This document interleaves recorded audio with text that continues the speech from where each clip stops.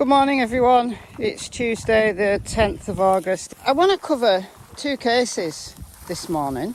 The Barry Morphew hearing, preliminary hearing, which took place yesterday and it's continuing today, and the Summer Wells case. And let's just cover a couple of inconsistencies that Summer's father, Donald Wells, has said. There's so many inconsistencies because Donald just keeps talking and talking. If you're new to the channel, welcome. Thank you if you are a new subscriber, and many thanks to those who've been subscribed to the channel for quite a long time now. So welcome everyone. I'm Michelle. I hope you're doing well, and let's get into it. So let's start with Barry Morphew. So for those of you not familiar with the case, Barry was arrested, first-degree murder, almost a year to the day after his wife Suzanne disappeared from the Chaffee County home in Colorado. The preliminary hearing started yesterday, 8 a.m. Colorado time, Mountain Time. I covered the proceedings. So if you go to my community tab, I was following the tweets of one of the reporters who was in the courthouse, Lauren Scharf, and I was kind of summarising her tweets. You know, she was tweeting lots and lots and lots. So the shock information that came out was that Suzanne was having an affair, which had been going on for almost 2 years, at least on and off. This was a complete shock to me. It had been intimated and Suzanne suspected, according to her friends, that it was Barry that was having an affair. And she'd bought a spy pen to keep tabs on Barry, to record him. It's a black pen, just looks like a pen, but it's actually a voice recorder and it's voice activated. She was placing this, including in his truck, where she could record his conversations. But it caught a 5-hour conversation. I mean, 5 hours between her and her lover, someone called Jeff. Now, there is information coming out about Jeff from other channels. I think Plunder's covering this. At this moment in time, I'm not so interested on who Jeff is. Right? I was like, whoa. I'm interested in how the defence are going to play this. Is this one of the reasons why the arrest affidavit has been sealed all of this time? You know, it was supposedly to protect his daughters, but his daughters were in court yesterday, and his mother, and I believe his sister. Can we now release the arrest affidavit? Can we do that? But until then, we're left with just what's coming out from reporters in the court. So I'm interested in how the defence are going to play this, because if Suzanne was having an affair, well, they can then use kind of, you know, victim blaming tactics.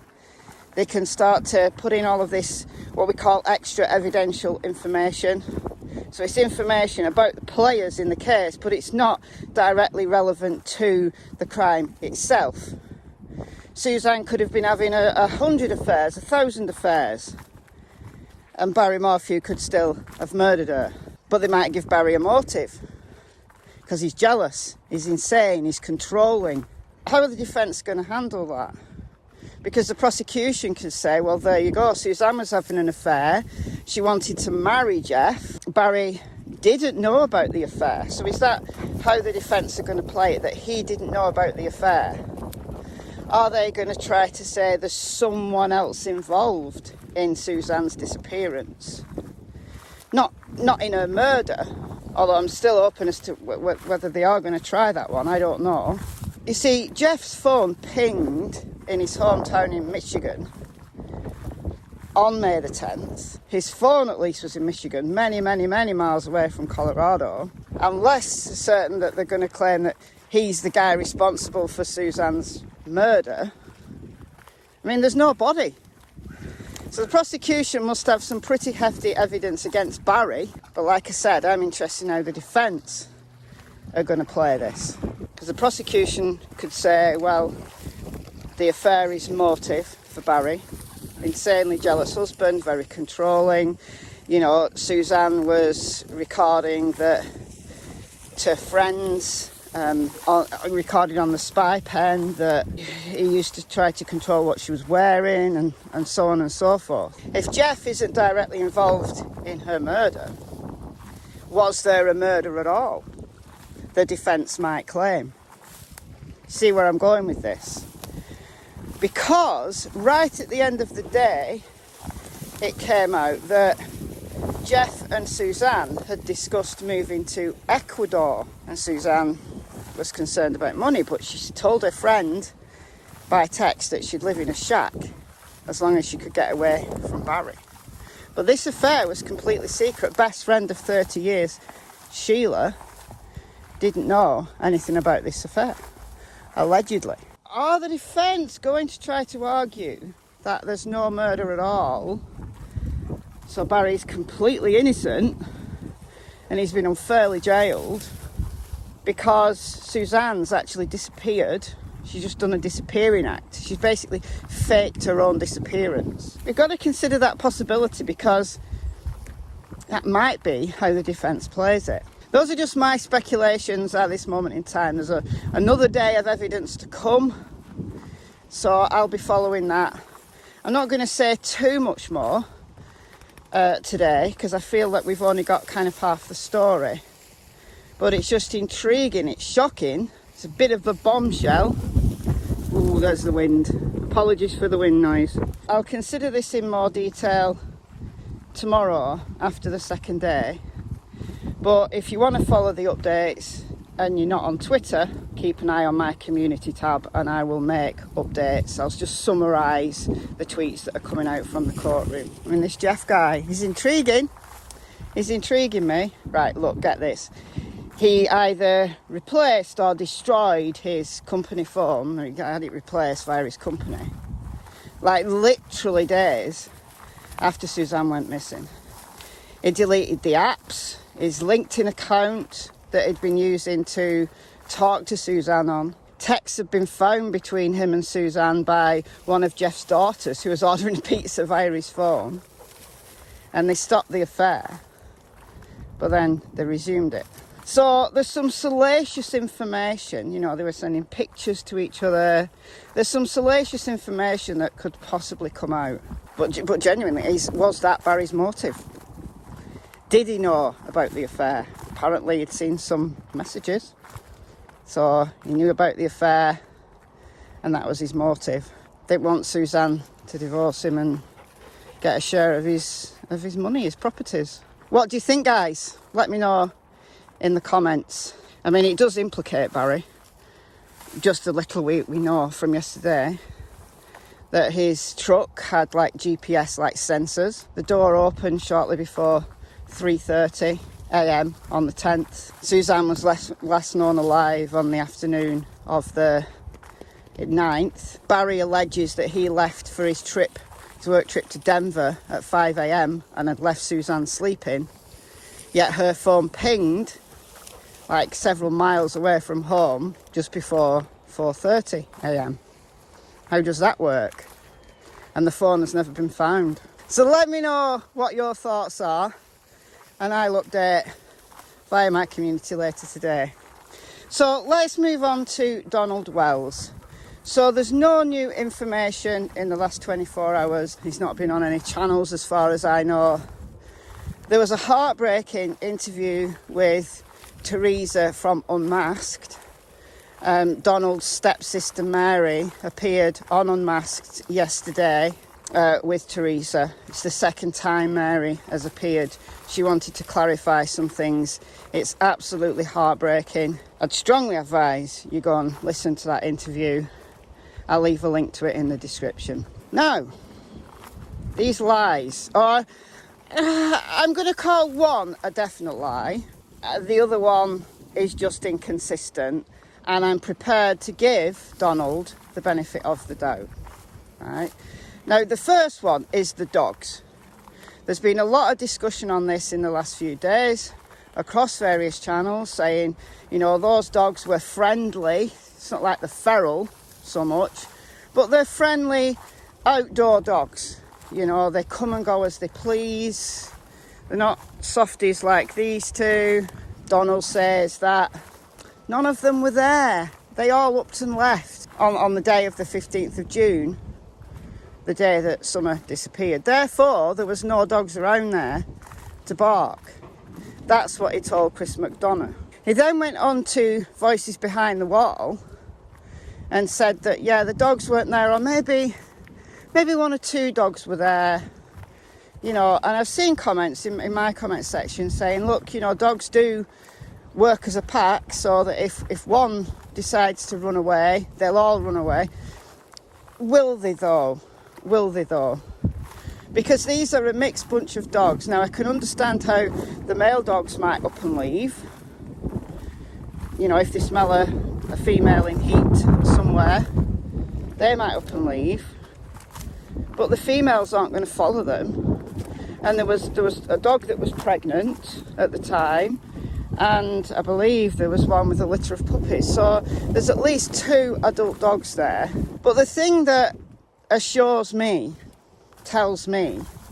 that Donald is lying here is what David Dotson told Unmasked a few weeks ago. Listen to what he said. Did they bark at you when you went on the property? Well, when we arrived there was so much going on already. There was a huge police presence already up at the house. And so, I mean, the dogs were already kind of walking around, you know, looking around. And but as far as I can't remember I don't remember them coming up and like barking at me or anything, because I mean they had never seen me there before. And I was did they come up and start growling at me or anything like that?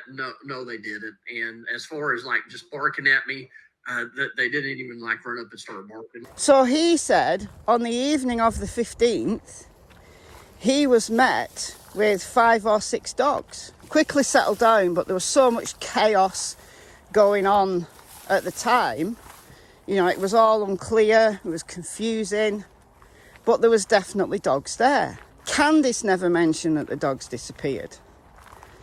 So I'm going to go out on a limb and say I think it was just a barefaced lie from Donald to try to cover up why the dogs wouldn't have barked if a stranger had come onto the property. It could be an abduction by somebody known to the family, and that's why the dogs didn't bark. It could be somebody hanging around in the woods has befriended the dogs, has been feeding the dogs, therefore they didn't bark.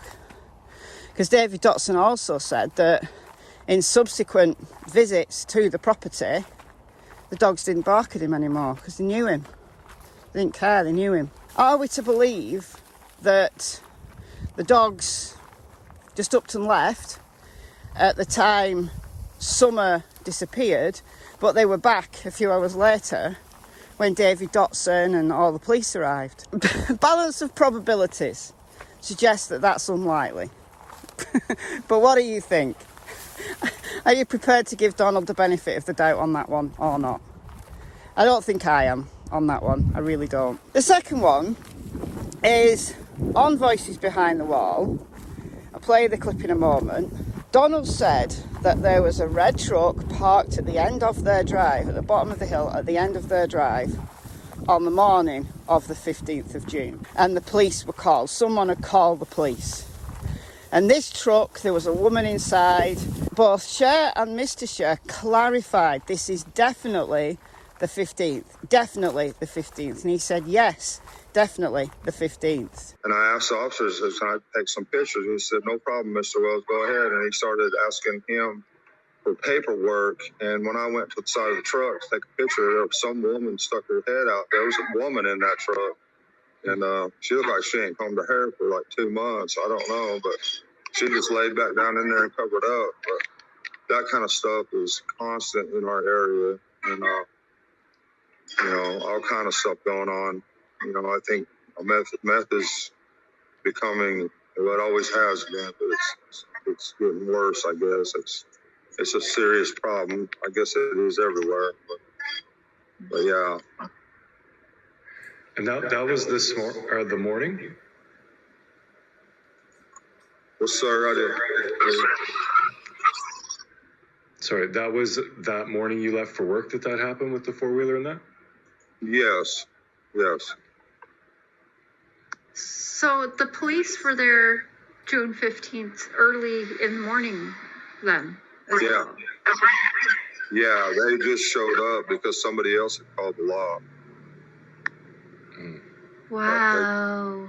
Now, I listened to a live stream by Chasing Truth yesterday, who was at that interview on Voices Behind the Wall, and she seemed to imply that that was a different day, that Donald had got confused and this was a different day. Which one is it? Is this just is it a genuine mistake by Donald? Can we give him the benefit of the doubt on that one, seeing as he's so vague on seemingly what happened that day?